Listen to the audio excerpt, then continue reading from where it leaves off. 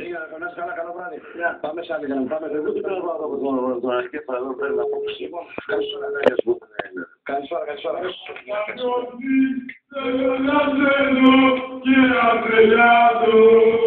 Έχουμε και τα παιδιά εδώ.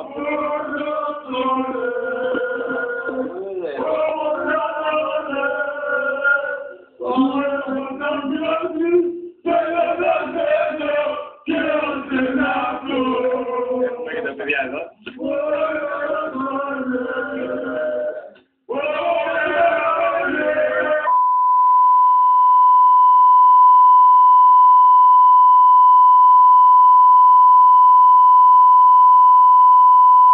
Εδώ και θα σου καραγιώσω.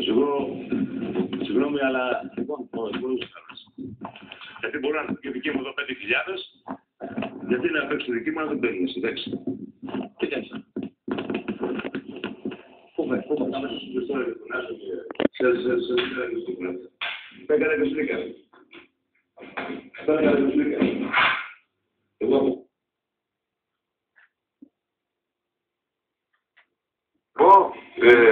καλή επιτυχία με την Ξάνθη και γεια σας. Καλό βράδυ, καλό βράδυ. Εξακολουθεί το μήνυμα, το Άστρο TV έβγαλε που διαβάζετε όλοι, το Άστρο TV καταδικάζει την απαράδεκτη ενέργεια των Austrian Boys. Λοιπόν, εδώ αυτή τη στιγμή στο στούντιο της Λάρισσας έχουν έρθει πάρα πολλοί οπαδοί της Λάρισσας. Πάρα πολλοί οπαδοί της ΑΕΛ.